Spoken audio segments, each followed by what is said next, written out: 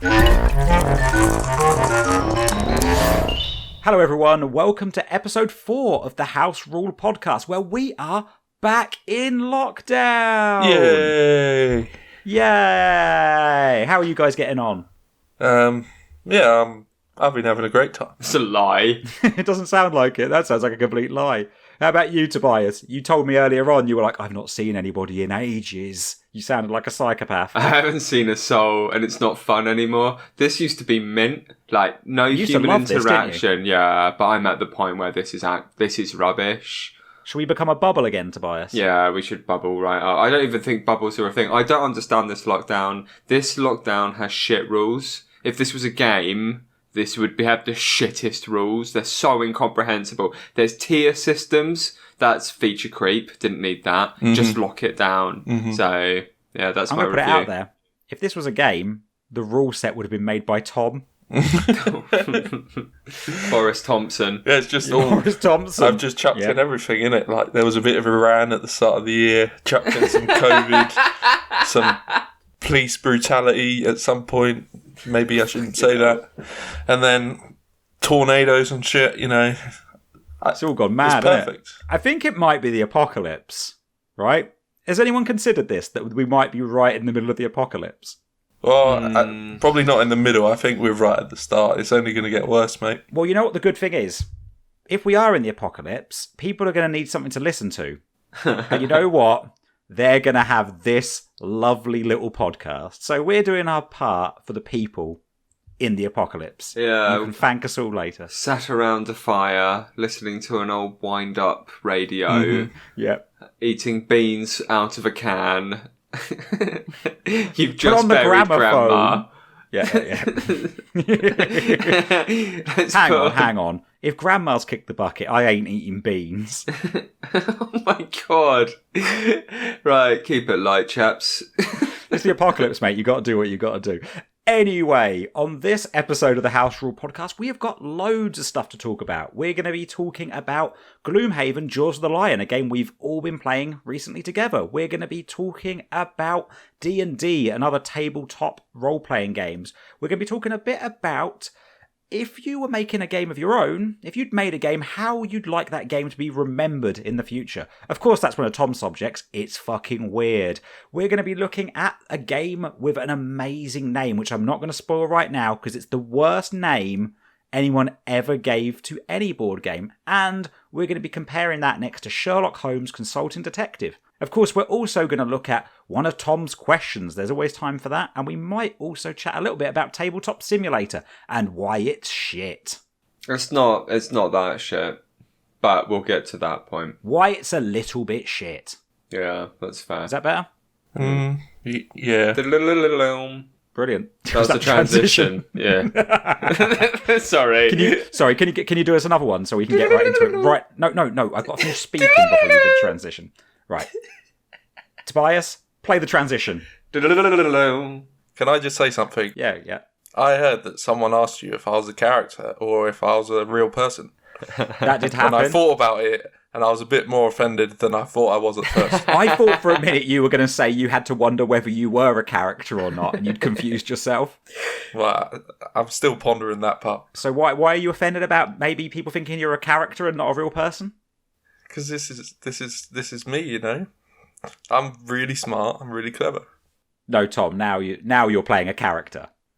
So anyway, let's move on. So the first game I wanted to talk about is one that we've all been playing together. Well, we were all playing together on a weekly basis until we went back into lockdown again. And that game is Gloomhaven Jaws of the Lion.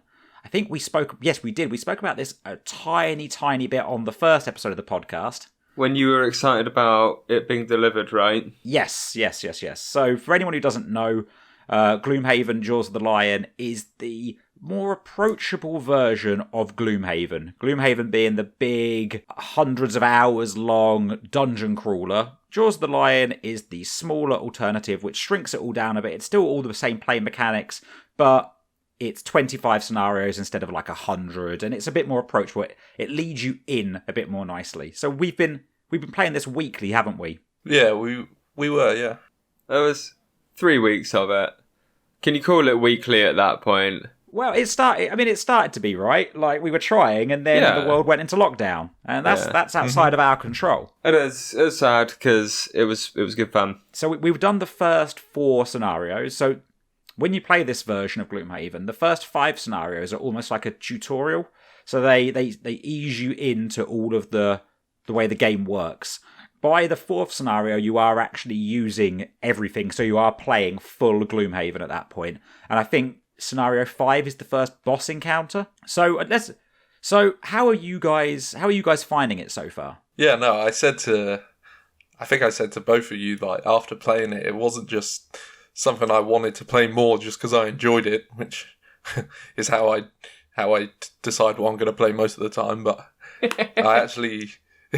What an insight. I know. I mainly play the things I enjoy. Yeah, I thought about it a bit more, and I was like, yeah, the interesting mechanic of using a different card for movement and attacking, implementing like the short rests and the long rests. Yeah, so if you don't know Gloomhaven, basically as you're playing, you each take control of one character, you have a hand of cards. Those cards are your attacks, your movement. Each card is split into a top half and a bottom half. On your turn, you always play the top half of one card and the bottom half of another card. If something happens during one of your teammates' turns, which means that what you now can do is a bit scuppered, you can swap and choose to do the top on the other and the bottom off the other. Tops tend to be attacks, bottoms tend to be movement, and yeah, it's quite a methodical. It's definitely very methodical dungeon crawler. As in, there's no random dice rolling. You do draw cards for the amount of damage that you're doing, but you really tend to plan your turns out, which means there is a lot of in the thought process of the game, rather than just move a bit, roll some dice, hit some things. Of course, that does mean that you can get a little bit overwhelmed when you first start playing it and you're given these like 10, 11, 12 cards, which you have all in hand at once. And then it's like, right, what you doing? But Jaws the Lion tries to ease you in a little bit more by starting you out with fewer cards and then building the deck up and so on. What do you think about it, Tobias? I find it quite hard work.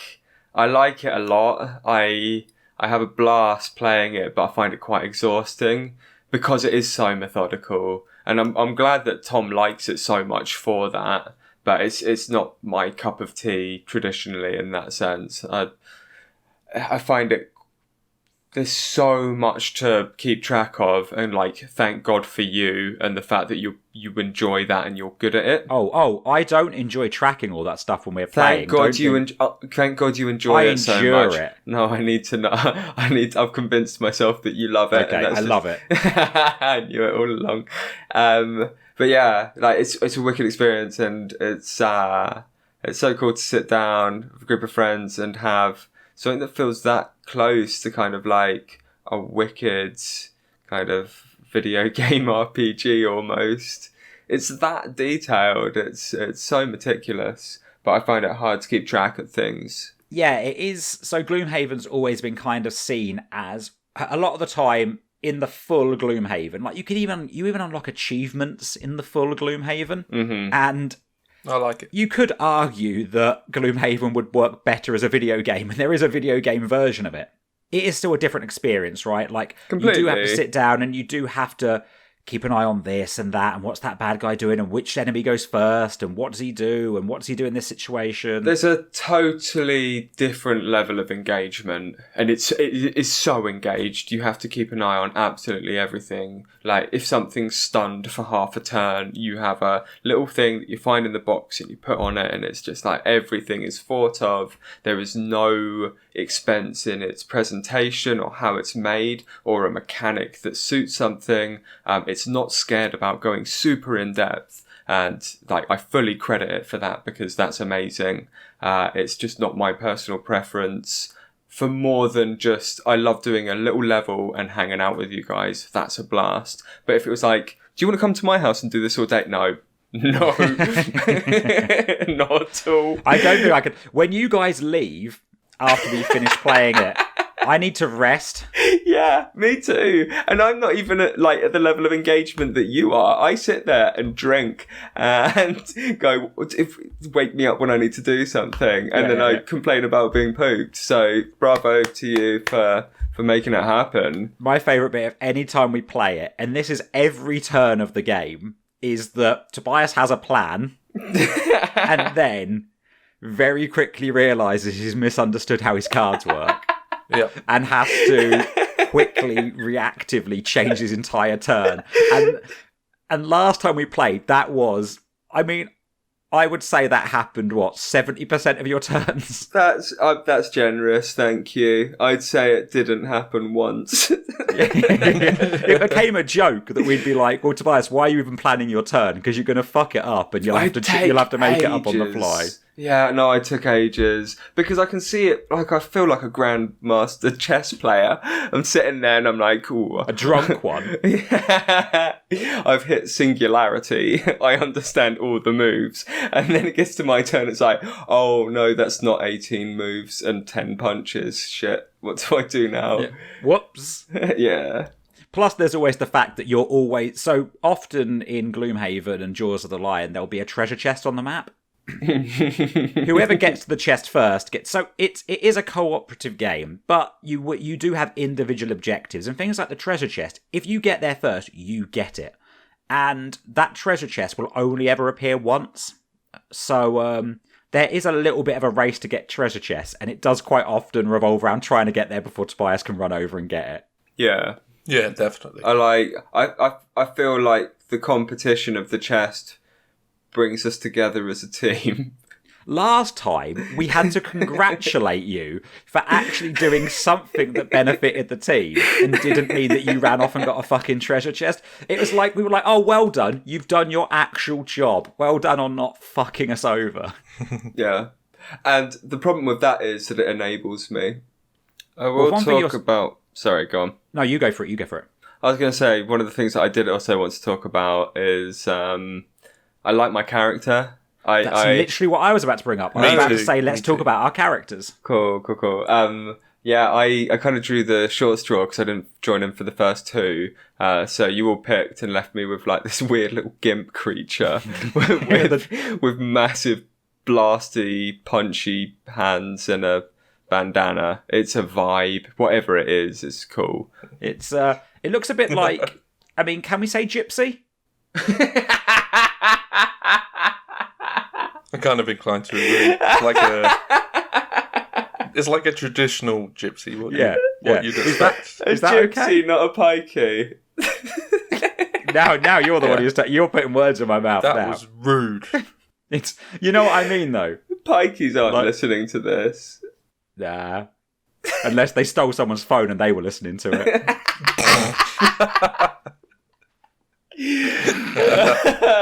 Yeah, it looks like a little gypsy, like a little Romanian gypsy. Yeah, exactly. Yeah. It's awesome.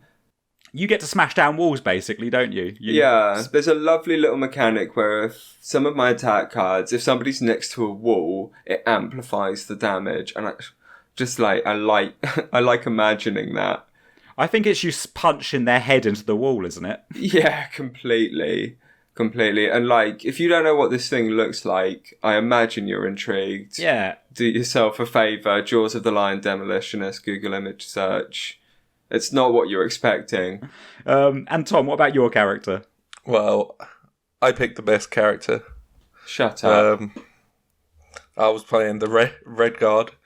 Yeah, like he had a shield and he's covered in red armour, why it's called Red Guard. Almost like Dragon Slayer armour. And he had like a hook on the chain, basically. And it was really cool, but... Well, there isn't a but. These guys kept moaning at me because I wasn't very fast, but... Well, because you're supposed to be the tank, Tom. That's what I'm going to say, right? I'm the tank, so I can't move that fast. And they're all sprinting ahead of me. I mean, your character, you did get in... Last game we played, you and... So we're also playing with another one of our friends called Ollie. He's playing as the Void Warden. And you guys hadn't done a lot the game before, but last game, you guys were absolutely smashing it. Like, you got right in the thick of it. Oh, I loved the last session. Yeah, I loved it. My character, like, because we got we got our proper like, decks. first little introductory decks. Like, we stopped with those, and now we got proper our first decks. And yeah, like my guy was doing like But I guess because he has a chain with a hook on it, he's spinning that around his head, and he's like hitting enemies and all adjacent to him all the time. So I was just hitting everyone. It was good fun. And you do a lot of like fire damage and stuff like that, don't you? Yeah, it was like light and fire, those two elements. Yeah. So I'm playing as a character called the Hatchet, who looks a little bit like. Is it sorry? Is it Hatchet or the Hatchet? I think it's called the Hatchet. I thought it it was called just Hatchet. Is it Hatchet? Maybe I'm thinking of one of his cards is called... Oh, no, I'm thinking of the favourite. That's what I'm confusing. Right. Yeah, my character's called Hatchet, who looks a bit like... if you ever played Bloodborne on the PlayStation, looks a bit like a character out of that. He's very much mainly a ranged character, but one of his sort of main card is called the favourite, which basically means that you have one hatchet that you throw at characters. But if you choose to use the favourite, it does more damage. The problem is you then can't use it again until you go and get it back. So you need to kill things and then go and retrieve the favourite to use it again, which is really cool. Apart from last session where I just played terribly. Session before I was doing great. Last session I was easily the weakest link in our team. I'm looking at the picture at the moment, and it gives me... I can't remember which game it was, but it gives me some mad Oddworld vibes. Yes, yeah, it looks like the Stranger from Stranger's Wrath. Yeah. I think it's called Stranger's Wrath.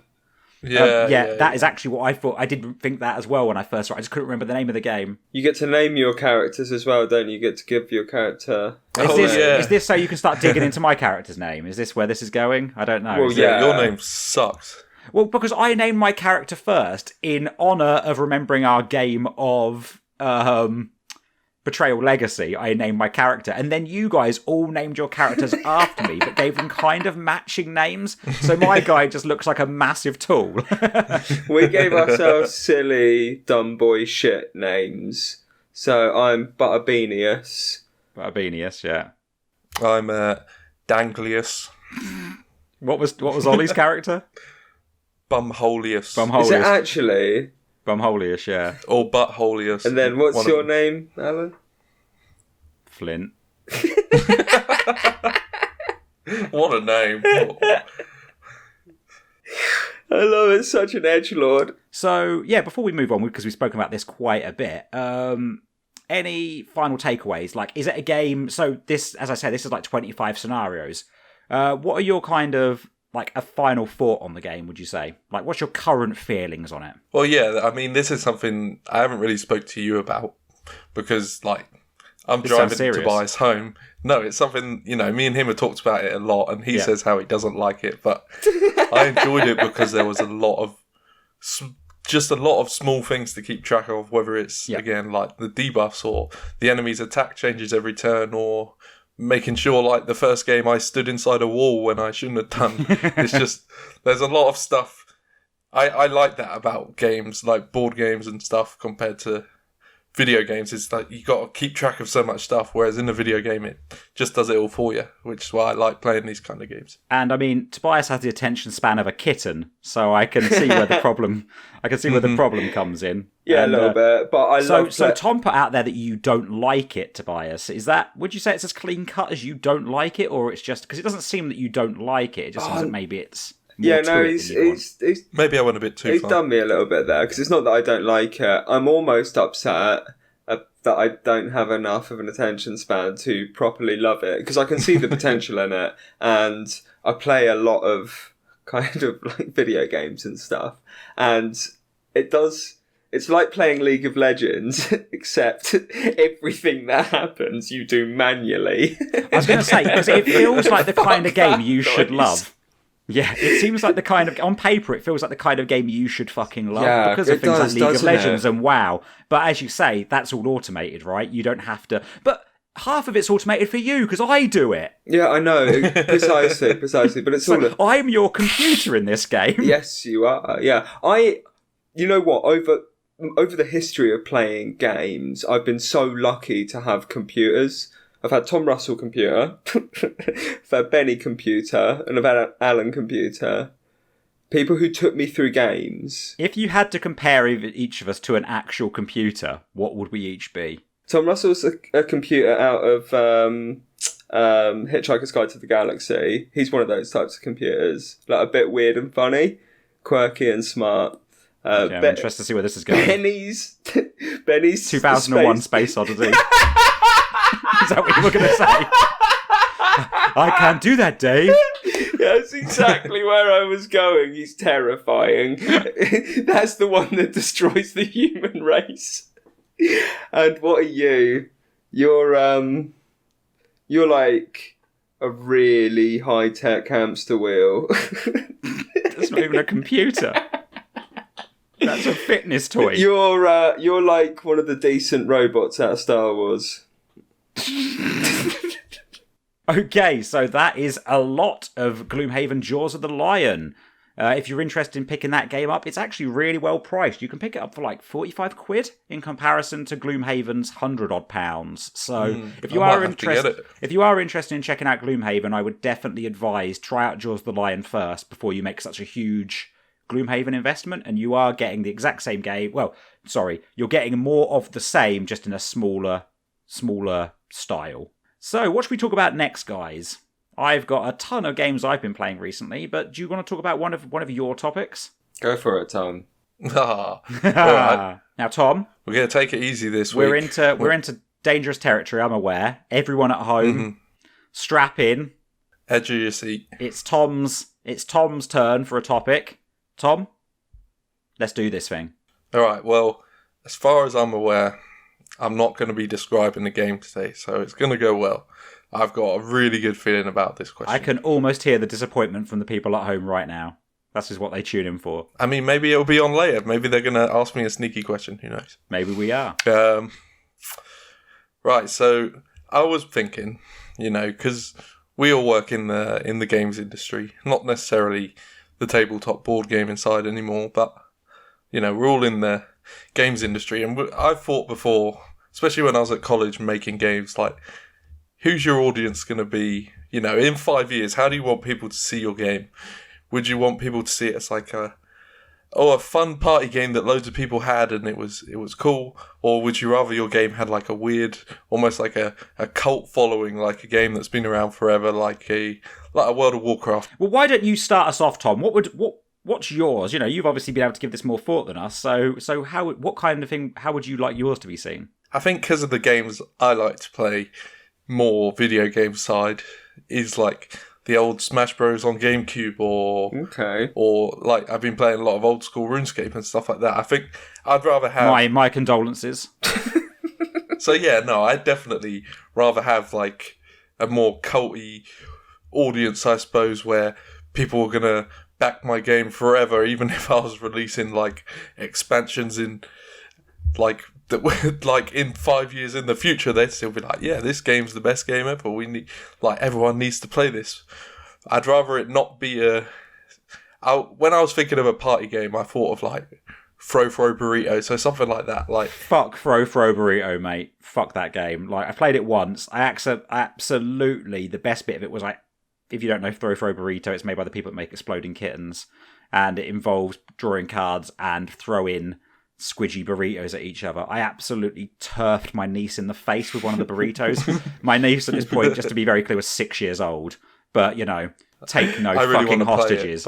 Turfed her in the face with a burrito, made her cry. Best bit of the game. Go on. Mm-hmm. Jesus Christ. Sorry, Miley. So Tom wants to make a cult game, and the way I was going there was I was starting to get a feeling that what he actually was saying is it doesn't matter how shit his expansions are, they'll still support it. That's where I was That's going. what I'm saying. Like, I could make a game that's so niche that only like 10 people liked it, but they'd back it fully forever. Whereas you could make a party game that people like for 2 weeks, and then they'll be tweeting about it, and it'll be everywhere, and then it'll be gone after 2 weeks. I want something that, even if 5 people buy it, it's going to have the whole, it's going to have fan theories about it. See, you're trying to make a cult, Tom. You're misunderstanding the subtle difference between board game and cult. I know they're very, very similar. There's a lot of crossover between the two, but I think what you want is to become a cult leader. So you've mixed up. Yeah, I was going to call my game like Ouija board the game. Just each expansion adds a new letter and stuff. Oh, are we getting Q this time? Oh no, not fucking N. That's amazing. Tom, you are mental. I love swear. it. I love it. What about you? I completely vibe with that. I mean, I love the fact that you mixed up a cult and a cult following. Yeah. But I feel you. I have maximum respect for the fact that you went, I would have 5 followers who loved this thing more than fuck off, more than like a group of people just being disposable entertainment for a week. I like that. That's good. I guess it's almost like the difference between, are you making a game to make a lot of money, or are you making it and putting all your passion into it, even if people don't like it? I guess that's what I want to know. I think that if you try to make it... This obviously is not always the case, but it's something that we've spoken a lot about. I know, Tobias, me and you have spoken a lot about it. And this isn't just for games. This is for... I think really for anything. I think that if you make something just to try and make money, most of the time you will fail. If you make something because you're really passionate about it, even if it is niche, it will find an audience, and that audience will grow from there.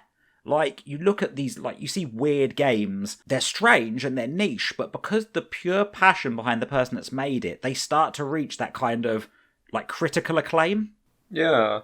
It tends to be people that they don't actively try to spot a trend or a market. Exactly. You do your own thing. They just go, this is the thing I want to play. And then they just go ahead and do it. And it's great. Yeah. Do your own thing. As much as I love these big adventure-based games that we always talk about, I think I just want the game that I make to just be something that a group of friends can sit down and just play and just have a laugh playing. Like, something that's just fun. I don't think I could ever make a Tainted Grail or a Seventh Continent, something so big and huge that it spends most of its time on the shelf. I think I'd rather personally probably make and I know we talk about them a lot, a Coup or a Resistance, or something that just a group can really enjoy. I don't mean a party game. Yeah, I don't mean a throw burrito or something like that, or I mean something like I wouldn't call the Resistance a party game. It's a board game night game. Yeah, exactly. Doesn't fall in the same demographic, does it? Nah. But I think I would go that way. How about you, Tobias? How my audience perceives me, is that the question? Because the wording is important. Yeah, wording's not something I'm good with, mate. I know, and that's what makes these questions so fun. If I could be anything, I'd like to be the Peter Molyneux of board games. What? You're going to promise that you can watch an acorn grow into a tree? I want to promise impossible things. You want to promise a lot and deliver a lot less. Yeah, but like such grandiose claims, like these miniatures are nearly sentient. Who would make such ridiculous claims, though? Shut up. But in this hypothetical, it's like, they're still buying it up, and I'm telling them it's the next amazing thing when it's not. I think you guys are both kind of cult leadery. Yeah, I think you guys could form together. My actual serious answer is probably something. I think it's always, I would want to have a really good idea and make the game that I want to play, and I wouldn't particularly care about how many people ended up picking it up. I think that's close to top. It's kind of between the pair of you, I think. Right. Wow. I thought that was interesting. Good job, Tom. Good job. Yeah, thanks. You explained it as well as I could ever hope you could. I've been playing quite a few games recently, actually, like a few things that I've never played before. And there's a couple I just wanted to talk about in quick succession because they're in a way linked. So recently I played a game which has probably the worst name for a game I think I've ever played, but it was good fun. It's a series of games. It's made by a company called Cosmos Games. They make the Exit escape room games, which are kind of like an escape room at home where you play through them once and you can't do it again because you end up having to rip things up and destroy things. And they make another series of games called, are you ready for this? No. Adventure games. Fuck Damn off. it, I was going to call my game that as well. And I played through one of their adventure games, and guess what that was called? Adventure Game 1. Adventure Game 2. The Dungeon. So if we were scoring this game right now, it's on about a -10 for terrible naming. But so the idea of these adventure games are that they're like 1 to 4 player games where it's a bit like if you took one of these escape room games and actually added a bit of a narrative to it. So there's a bit of storyline. It comes in a small box. They're about £12 to £15 each. They are replayable, so you don't destroy anything. And the idea is that... So let's take the dungeon. In the dungeon, the very basic concept is your group of characters wake up in a dungeon, you have no memory, and you have to try and escape. You do that by... Basically, you have cards on the table. You start with one card, which is the cell that you're in. There's a number of things you could interact with. There'll be a number, it will say like 103, which might be on the door. There might be 107, which is the window. So on your turn, you basically go, I'm going to go and have a look at the door. Then you turn to the page in the book, and you read that entry. Or there's an app which will read it all out for you. The app just reads the stuff out for you.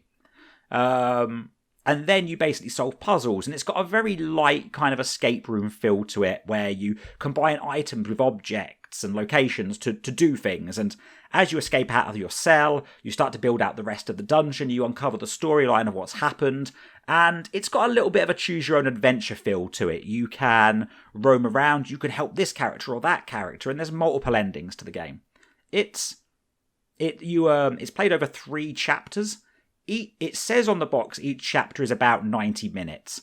I would argue that the first chapter is probably about 40 minutes, and then the second and third chapters are longer. So once you played it through once, I don't really necessarily see going back to it, maybe in a couple of years' time.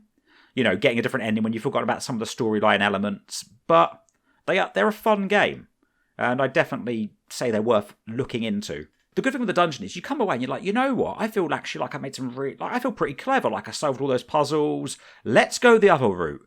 I played some Sherlock Holmes Consulting Detective. And if you ever wanted to feel like an incompetent fucking idiot, play Sherlock Holmes Consulting Detective. Because... I grew up on that game. What, playing like feeling like a fucking idiot? That is your game, isn't it? Didn't you make that game? Yeah, I'm interested. Go on, tell me more. So Sherlock Holmes Consulting Detective is it's a group game, or you could play it by yourself. There's no real... It's very freeform. You get given a case, a Sherlock Holmes case. The one we played was called The Munitions Magnate. And you get given a setup to the story. You get given a map of London, a book of like narrative pieces, and a contact list for where people live, like basically like an address book. And you just basically choose what you want to do. So, let's go visit the scene of the crime. I really like the sound of this. Yeah, so like this thing was here, so you go to the scene of the crime. Oh, there's a cigarette. What does that mean? Well, there's some initials on the cigarette. Right, let's initials on the cigarette. I love it. As in because of where it was manufactured. Okay, like somebody hadn't scrolled down. It didn't say Tom written, R on it. Yeah, in crayon. Yeah, so then you're like, this says like, I don't know, B&H. So you could go in the book and you can look for this must have come from the B&H factory, and you could go and do that kind of stuff, and you can talk to people there, and you just travel around. You also have a newspaper, which is like a 2-page, a front and second page of a newspaper, basically. And you can read through that, and that might give you little hints to things that solve that case. But there's loads of stuff in there which will mean nothing. Now, when you buy the Consulting Detective box set, it has 10 different cases in it. And the idea is that you play them in order. You don't have to, but you play them in date order. The interesting thing is that on the very first case, like the Munitions Magnate, that is the first case. So you just have the first newspaper. The second case is maybe a month later. When you do the second case, you can look at the second and first newspaper, because there might be some stuff from the last paper which is relevant, but there might not be. So that's a lot of focus. So that, yeah. But you might not, like, when we actually did the first newspaper, we didn't actually get that much information out of the paper, but there was a lot of things that kind of backed up our suspicions more than we were just blankly looking at the paper. So you don't look at the paper and go, oh God, oh God, oh God. You find things in the story and you're like, oh, hang on, that character did get mentioned in the paper just here. But it does mean by case 10, you can look over all 10 newspapers. Fucking hell. Which I can only imagine being quite stressful. I've only done the first case. But the reason I bring it up is because when you finish the case and when you think you've solved it, you go back and you're like, right, we've got our answers. And you basically have to answer some questions. And that dictates whether, like, what your score was, whether or not you found the right answer. And then you find out how Sherlock would have solved it, basically. Now, to add extra... So we got some of the stuff right, we got some of the stuff wrong. There was some stuff we just completely missed. But we actually got the killer correct. So we got the main detail right. The main way it really looks to add salt into your wound is every action you do, you count, right? So, right, let's go to this location. Every time you go to a different location or do a different action effectively, you record the number of actions that you've done. At the end of the game, for every action more than Sherlock took to solve the problem, you lose 5 points. We got to the end in like 20 actions or something like 25 actions, whatever it was. Then you read Sherlock's. Sherlock did it in 4. Fuck off. That's not right. It's not fair if he lives next door to the killer. Yeah. Fuck you, Holmes, you bastard. And so it's a fun game, but it's a game to make you feel like a thicko. But he deducts... The point of him is he deducts everything. Yeah, well, it's the idea. You can't You're never going to deduct beat 4 Sherlock. things and work it out.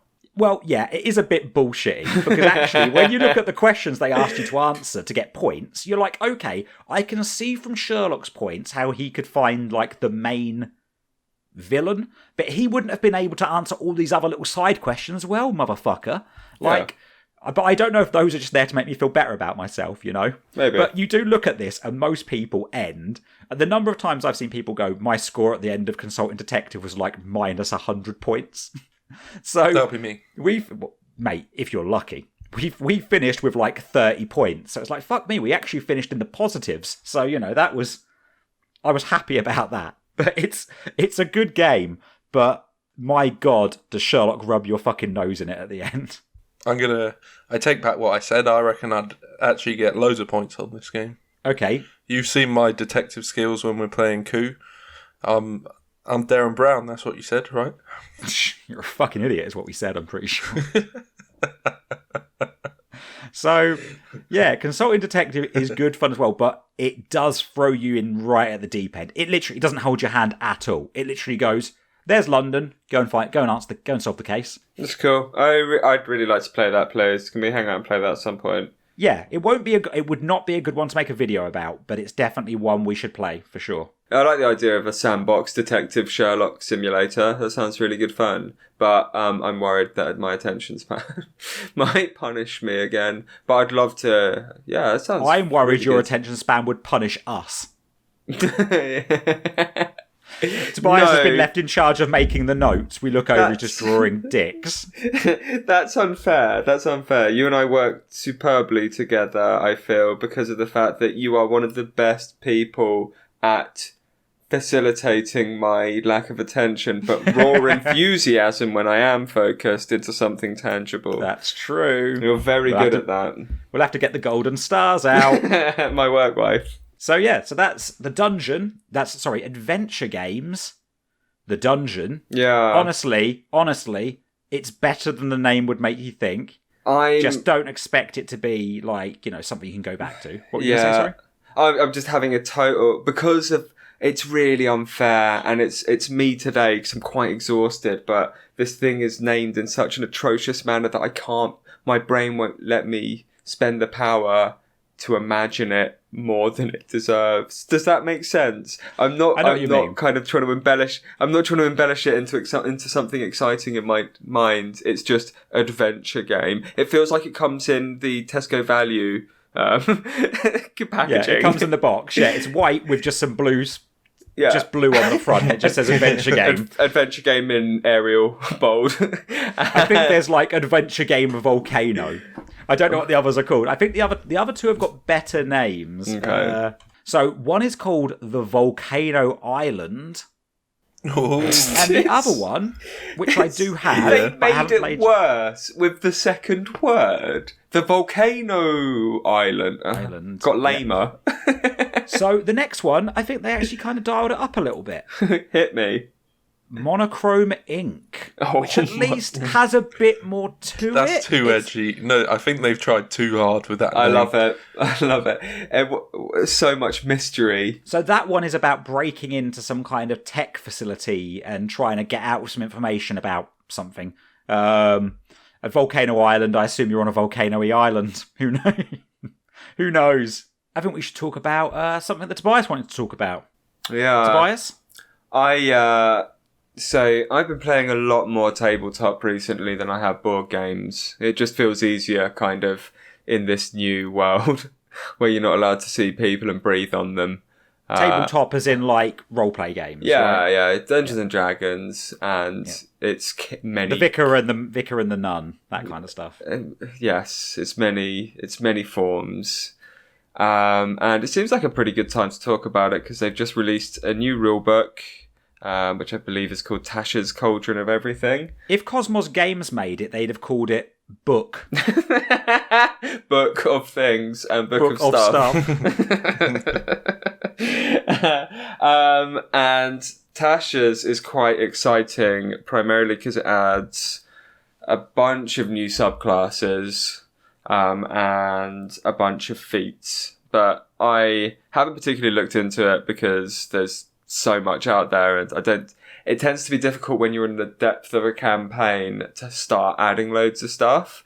But I will definitely pick it up because I'm kind of hoping that us guys and maybe a few friends would like to record playing some Dungeons and Dragons together at some point. I'd definitely be up for it. We've spoken a bit about this, haven't we? Like for us, we would never be the pro. We would never be the pro recording. We will be the.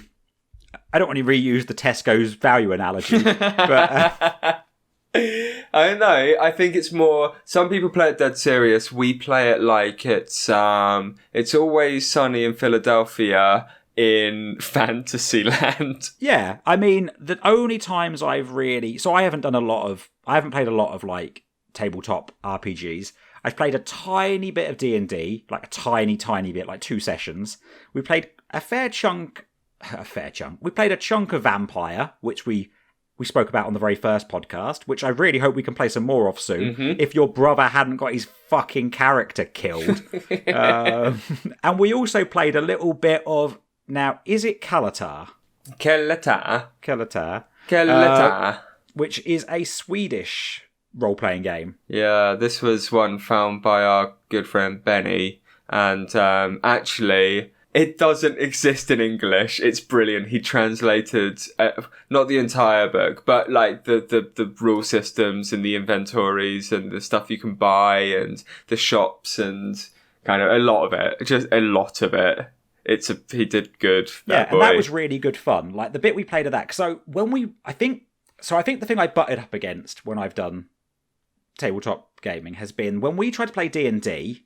It was quite serious. And I kind of didn't gel with that very well. When we started playing Kalatar, that was far more fucking ridiculous, and I really enjoyed it. And I think we would have probably kept playing that if I hadn't left the studio to go and get a different job. But that instantly went from, we were basically given that. So it's a fantasy setting, right? Very much like D&D and the like, but. We were given the job of stealing some barrels of wine from a tavern, which, of course, instantly resulted in multiple deaths, things being set on fire. It was ridiculous. But I think that's the way that any game we all play is going to go. Yeah, it's going to be the exploration of the id. those impulses that we control on a daily basis. What we're going to do is unleash those in high fantasy settings. I'm really excited. I'm intrigued to see what Tom does. Yeah, I'd like that.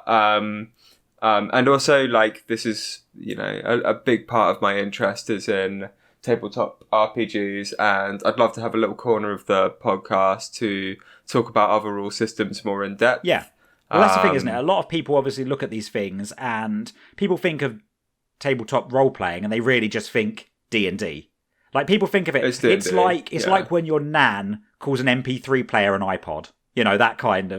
That kind of thing, where there's variants, there's tons and tons, but it's just D&D is just the one people know. Mm-hmm. So I'd be really interested in, us exploring some of those alternatives and you sort of teaching us a bit about the ones that you know. I'm giving one a go tomorrow evening, actually. I'm finally giving Tales from the Loop a go. I was about to ask you about Tales from the Loop, because again, we have mentioned that a little bit on the podcast, but only in regards to me making you buy it because the art was nice. Yeah, man. And, like, I appreciated you enabling me, and I can't wait to go back out into the world with you and spend more money on rule books. Yeah. At some point, we will probably start up a little kind of tabletop RPG, whether it is D&D, I don't actually know at this point. I've had a couple of other thoughts for systems, and one I thought could be really fun is Star Wars. Yeah. A few people I work with have been playing that. Yeah, and like, because I think we could do it so much better than Disney. It's not hard. It's a low bar, but 100%. Yeah. I've got one request. Yeah? I want to be Princess Leia. Right. And I want to make out with Tom as Han Solo. No. Take that back. I want Tom to be Luke Skywalker, and I want to make out with Tom as Luke Skywalker. Right. They just got a lot weirder. Yeah, I think he just wants to make out with me. I'm going to neck on with you, Tom. I kind of creeped out. Yeah, that can be a solo session. Oh, that's going to be a solo chess session tonight, mate. There's some really cool stuff out there, so I think that's probably the roundup of my topic.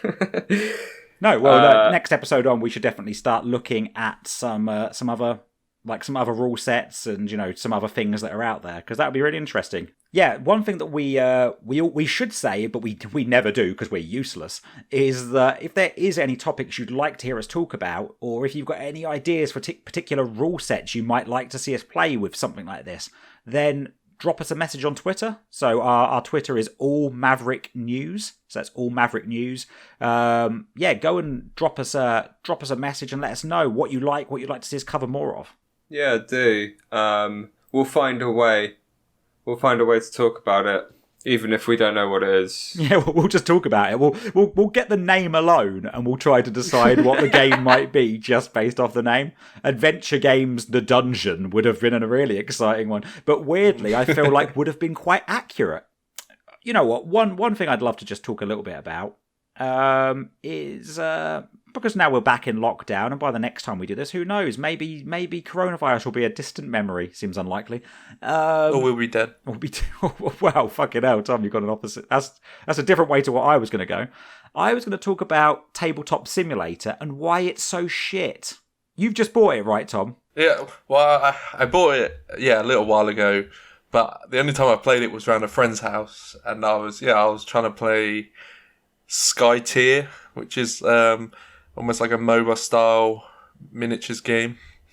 And yeah, it's not the game's fault, as in Sky Tier. It was just Tabletop Simulator is so finicky, and like it's just got too many controls. Like they could make it a lot simpler, I think, and it would be a lot more effective. Yeah, so Tabletop Simulator, if you don't know it, is the PC-based board game simulator, basically. You can pretty much put any board game in it you want. People build their own, but a lot of people adapt real existing games into Tabletop Simulator. Now, a lot of that isn't done by the people that actually make the game itself, and that is a bit of a funny point with Tabletop Simulator, because it is kind of breaking copyright, really.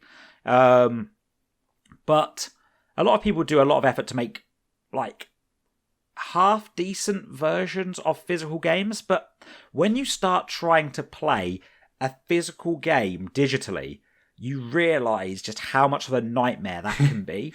Like, having to move all these things around using a mouse rather than just being able to pick up your cards, shuffle a deck, it is an absolute fucking nightmare.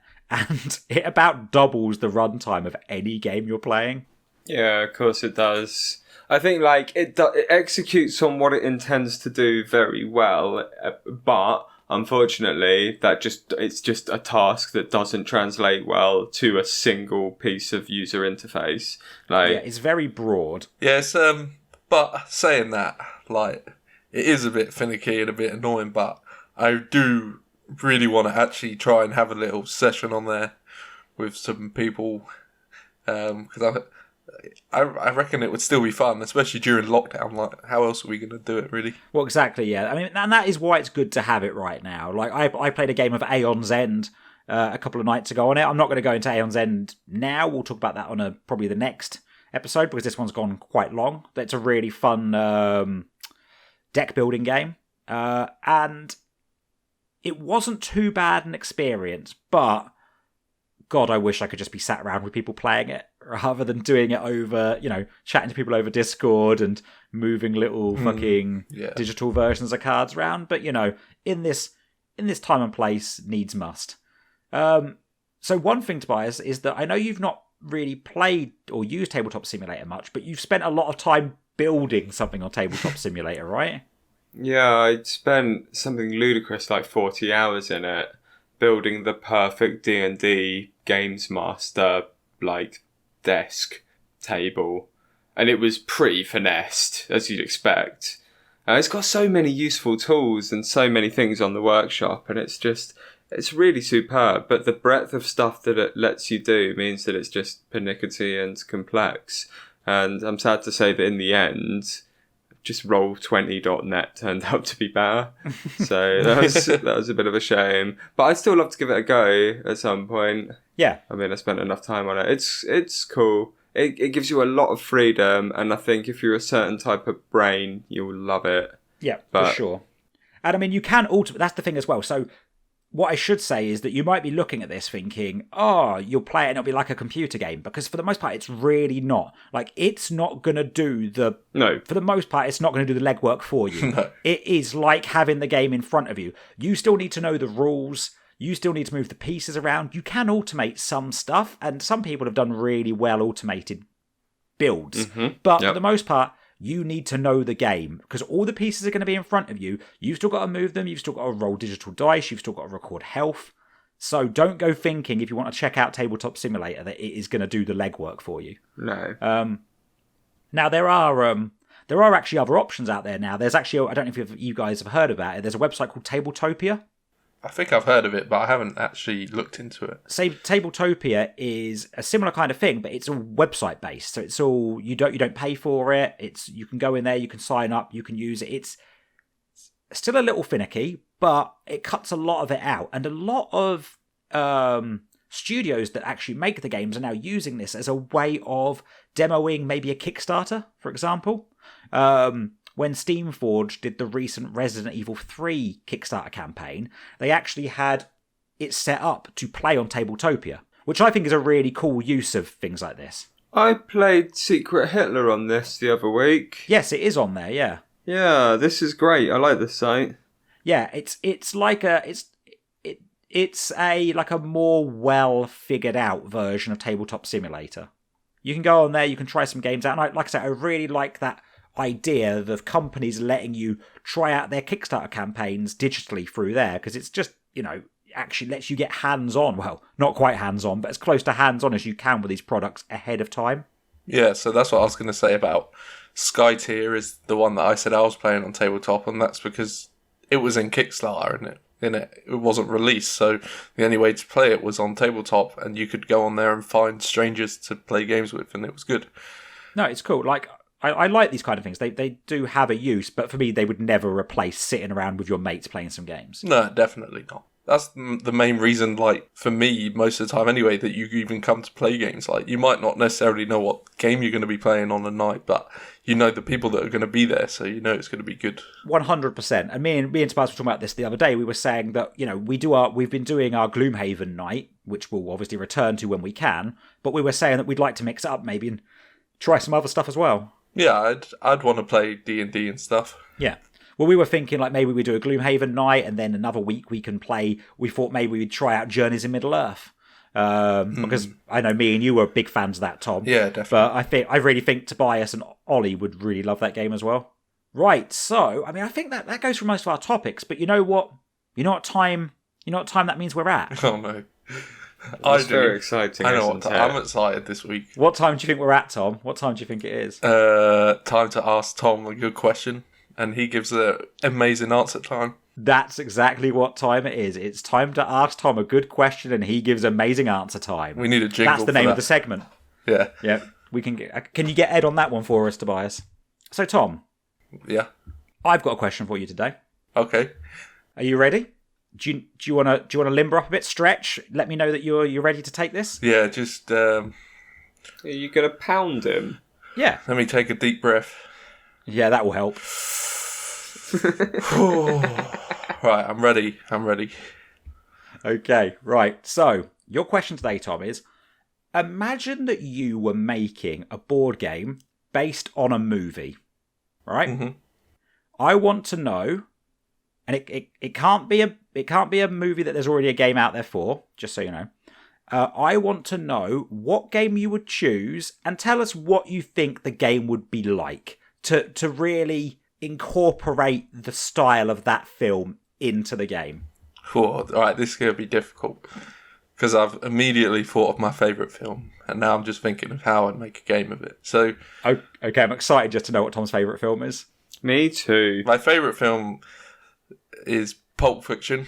I got a Vincent Vega little tattoo. You know, I got a poster on my wall. Oh, you have, haven't you? Pulp Fiction's definitely my favourite film. So I just want to stop you for a second. I genuinely thought he was going to say something proper shit. I'm annoyed he didn't. I was expecting something from the tail end of Denzel Washington's career. I don't really know why. American Gangster. Like Book of Eli. Yeah. But sorry, go on, Tom. I want to hear about the Pulp Fiction board game. Okay, Fucking the hell. problem is... No, we don't want problems, we want solutions. All right. There's no problems. I'm solving all of this. Right, so what we're going to do is, with this game, we're going to take it in a different style, you know. So let's say... I'm intrigued. Yep. There's going to be a certain amount of turns in this game because Vincent... that's good. That helps. Vincent and Jules, right, they're going to be trying to get the briefcase just like in the movie. But So we'll play it... Let's say it's two-player. We're going with two-player. So you'd have almost two different gangs, and you're trying to get the briefcase for your gang or for your boss or whatever. Okay. For Marcellus Wallace, right? Yeah, so your own Marcellus Wallace. You've got your own. So there's one. multiple Marcellus Wallace. There's Marcellus Wallace-I. Yeah, I suppose there is. Don't confuse it. You could have. For fuck's sake. Actually, no. Yep. Vincent Vega's dead, so you can't really do that. Anyway. Spoilers. Oh yeah, spoiler alert. By the way, The film's only like 25 years old at this point, but yeah. So I'm thinking it's like a faction. You're in two gangs. You're trying to get the briefcase before Vincent and Jules, but I'm trying to think of how you do that. Hang on. This feels a bit like that game you were making in the first podcast. It does. You've just stuck a Pulp Fiction theme on it. All right. Hang on, this ties into what we were talking about earlier on with you and your cult, and you're making shit games you're just churning out, and these group of people keep buying them. All right, I got a better game. Now, it's. I was you know what? You had me at first with the Jules and Vince, and then you made it into a weird gang game. He's got a different idea, Tom. Go with your other idea whilst it's fresh from the oven. Right. So, third favourite film, Finding Nemo. Oh, we're playing. Oh, okay, we're changing film as well. So we're going to play as Daddy Fish. It's probably this game might not be for kids. So it's like, what would happen if we controlled his decisions? Maybe he got eaten by the shark. Maybe he got swallowed by the whale. And maybe Dory didn't remember P. Sherman 42 Wallaby Way, Sydney. Who knows? Whoa! You remember the address, but you couldn't remember his name. So it's like you got to get to Nemo, but there's decisions in the way, just like in the movie. But maybe you're gonna die because you're only a little clownfish. You're not the biggest fish in the sea, right? I love it. But maybe you're gonna die. Maybe. So how does it? Great. Go So on. how's this a? Is this a solo player? Is this a single player game? This sounds like an adventure book.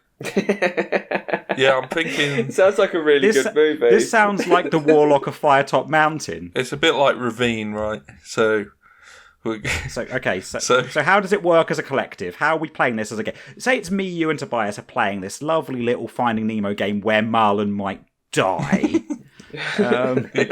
How do we play it? How does more than one person play this game? Are we all parts of his brain? What's going on? so, God, these questions are getting really difficult.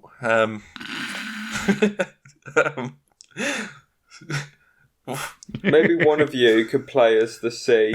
So, one of you, right? We're gonna get in a team, right? It'll be Dory and Marlon and their invisible friend, because I can't think of anyone else. Crush. One could be Crush. All right. Yeah. So, I guess we're gonna get. Fucking hell, this is difficult. Okay. So the game just involves you making multiple choices, right? You've made an adventure game book, but a Finding Nemo one, which I feel is probably about right. We're gonna add some stuff, like extra stuff, like seaweed, jail, jellyfish, like the field. That was good in the movie. Cool. So it's all these things, but like you have a possibility to fail them, so it doesn't follow the story of the movie. That's what I'm trying to. But Have you ever played an adventure game book, Tom? Have you ever heard of an adventure game book?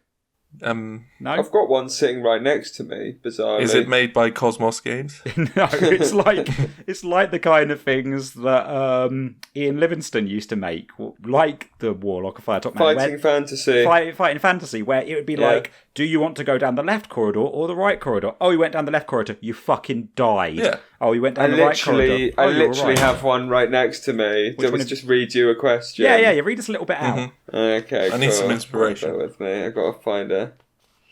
Okay, so we're on situation 272. You go through his pockets and find 8 gold pieces. The pocket myriad has, unfortunately, been damaged in the fight, but you may be able to find some use for it and may take it with you. Now, you may either investigate the wine cellar, turn to page 242, or press on through to the door at the far end of the room, turn to page 95. Tom, you should make this choice. Are we going to the wide cellar or through the door? Probably just through the door. I think it's less You effort, died. isn't it? That's what these books are like. At the far end of the wine cellar is a wooden passage door which you try. It opens out into a passageway which leads onwards for several metres. Turn to page 367. You really get the essence of it. I think you can kind of see where this is going. Yeah. Yeah. Which one is this, by the way? This is the Citadel of Chaos. Oh, there we go. So basically, Tom, what you've made isn't a board game. It's one of them, right? Well, no. It's much. Okay. It's much better. Okay, explain. Now you know what you know what an adventure game book is. Tell us how. Finding Nemo, but you might die, is different to that. Because we're gonna have miniatures. We're gonna have a Marlon miniature. Doesn't need miniatures. We're gonna have. Doesn't need miniatures. Doesn't need miniatures. does. Don't It do does. that. Okay. Why are you making miniatures with a book? Every copy comes with a cup of the ocean. Yeah. And a seashell. Hope you don't sell too many. You know what? You know earlier on. He's genuinely making his dream come true because 5 people are going to be fucking into Literally, this. that's literally where I was going to go. I was about to say, you know, when you said about getting 5 fans, I think you might have been optimistic. No, I think you've got 5 people that love this, and that's worrying.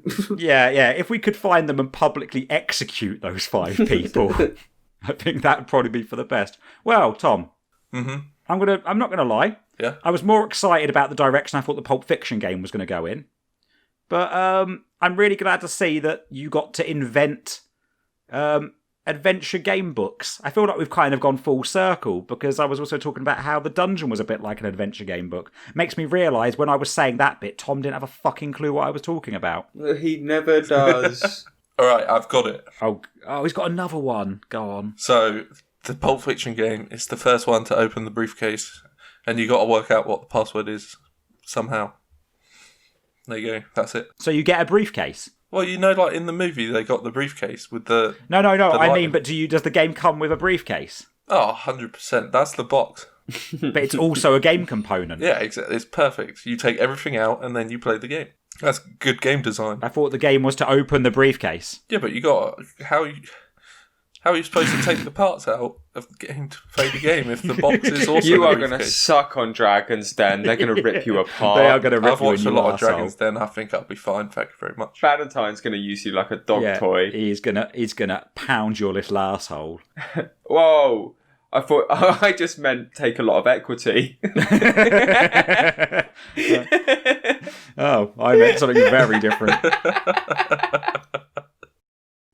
See you later, everyone. Good Right, night. yeah, let's end it there. Thanks for listening, everyone. I hope you've enjoyed that. Remember, if you have, then please leave us a review if you can on the platform that you're using. If you've enjoyed it, please go to allmaverick.com and check out some of our other content, or head over to our YouTube channel. You'll find links to that from the allmaverick.com website. Check out other stuff. We've got board game playthroughs. We've got all kinds of weird stuff, so go and check it out. Go and check it out. Do it now, Yeah, please. fucking My do children need feeding. Or otherwise I'll tell you a long story. Fucking hell. Right, if there's any reason to check it out, it's that. All right, everyone. Thanks for listening. Bye. Lot of love. Bye, everyone. Bye. Thanks for coming.